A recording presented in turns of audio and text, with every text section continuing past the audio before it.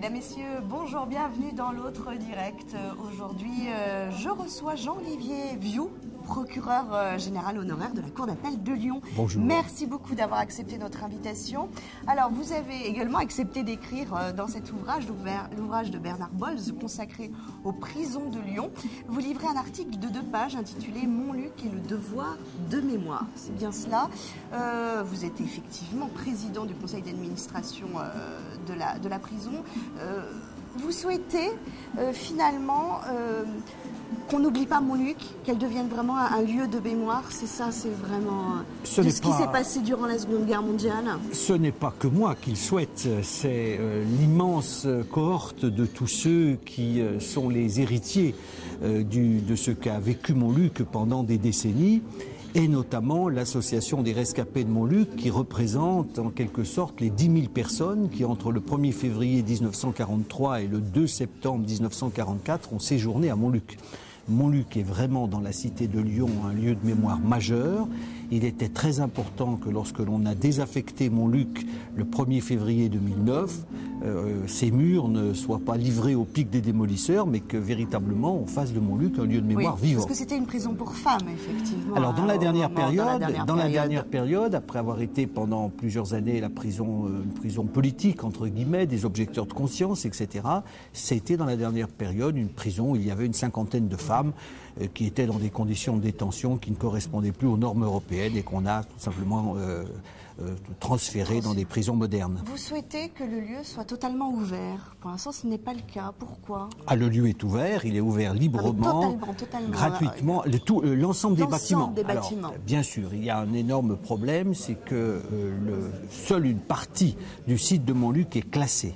Et seule une partie du site a été concédée au ministère de la Défense en qualité de mémorial national. C'est essentiellement le bâtiment de détention, mais sont exclus les anciens ateliers dont la destinée normale devrait être une session à l'université Lyon 3 Jean Moulin pour en faire des lieux de séminaire. Et parmi ces ateliers figure un local extrêmement sensible, extrêmement symbolique, qui est celui où ont été accueillis les enfants d'Isieux le 6 avril 1944 et que nous ne pouvons pas laisser démolir. Et par bonheur, nous avons trouvé en la personne du président de l'université Lyon 3, M. Combi, auquel je vous rends vraiment un hommage appuyé, une oreille extrêmement attentive et qui a pris bien évidemment l'engagement que ce lieu-là serait sanctuarisé. D'accord, donc ce lieu est sauvé. Alors j'espère que ce lieu sera sauvé. Nous attendons bien évidemment une décision de l'administration des domaines qui verrait l'agrégation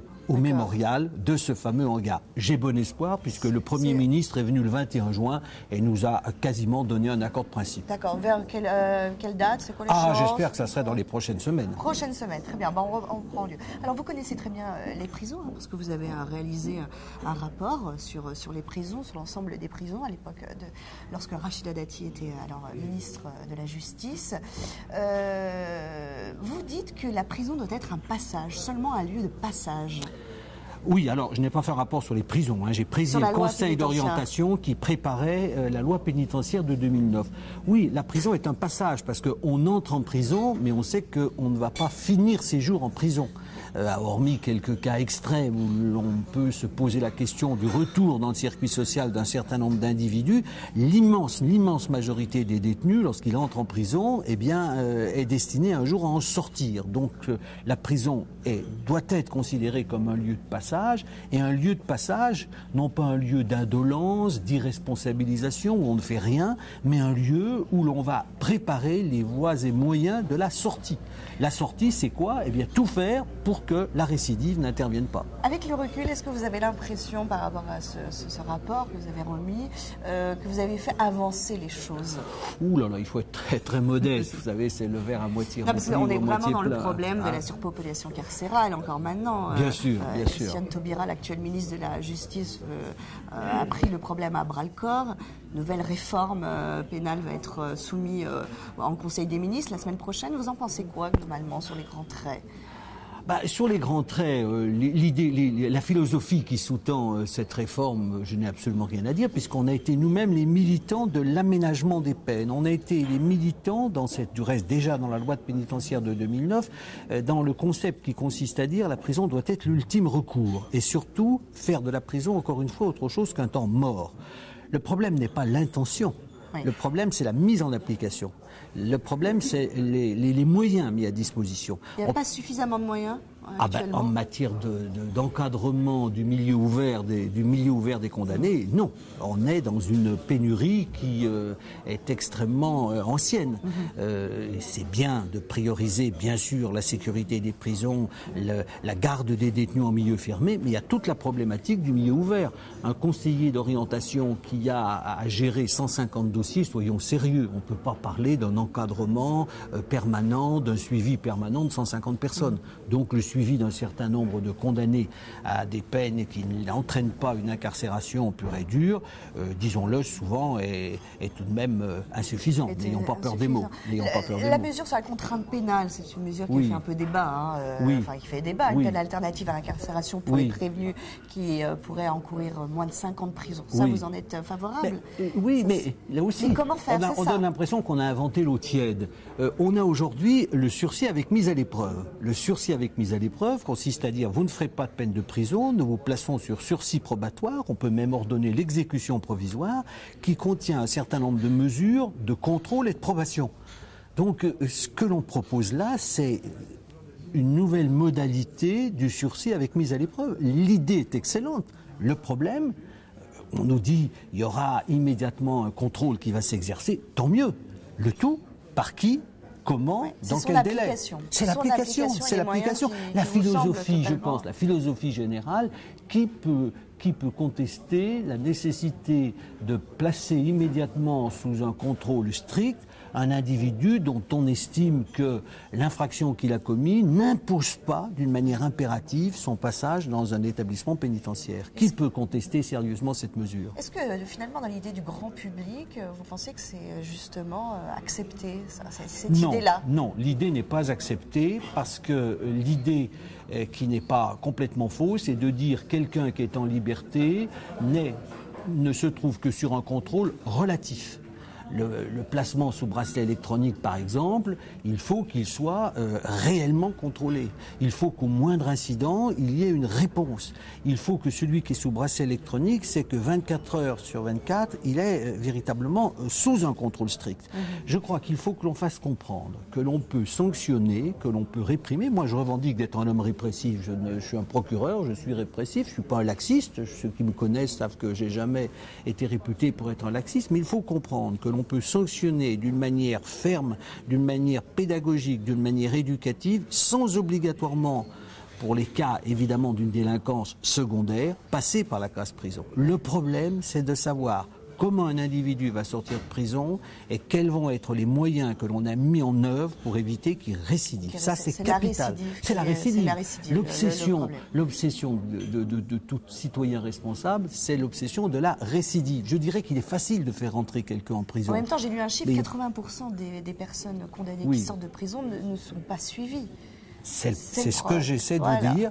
C'est le problème, c'est tout le problème de ce que l'on appelle vulgairement les sorties sèches, où on a des gens qui sortent et il n'y a strictement rien. Également dans l'actualité, une mission d'information est actuellement menée à l'Assemblée sur la révision des condamnations pénales. En matière, c'est en gros comment éviter les erreurs judiciaires, comment élargir la saisine par exemple de la commission de révision. Aujourd'hui, vous qui êtes magistrat, est-ce que la justice peut se tromper ? Si je vous disais qu'elle ne peut pas se tromper, je serais un menteur, un escroc et je serais un homme dangereux. La justice est une justice humaine et il est bien certain que personne ne peut prétendre que la justice ne peut pas se tromper. Nous prenons toutes les garanties pour qu'elle se trompe le moins possible. J'ai la conviction qu'il y a des coupables qui sont déclarés innocents parce qu'ils bénéficient du principe du bénéfice du doute. C'est une erreur si l'on peut l'exprimer ainsi. Oui, nous devons avoir la hantise du doute, la hantise de l'erreur judiciaire. Et non pas la hantise du doute, mais la hantise de l'erreur judiciaire, c'est-à-dire qu'il faut que, encore une fois, tout soit mis en œuvre pour que l'erreur soit évitée. Et c'est pour cette raison qu'a été introduite il y a une quinzaine d'années le double degré de juridiction en matière criminelle.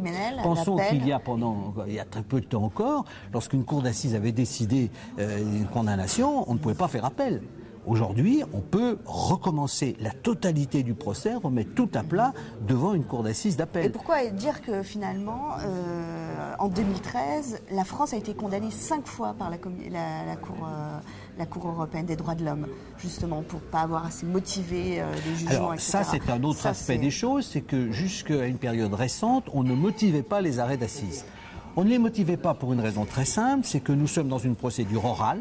Personne des jurés, aucun des jurés n'a accès au dossier et que tout est basé sur un vote secret de l'ensemble des jurés fondé sur ce que l'on appelle l'intime conviction.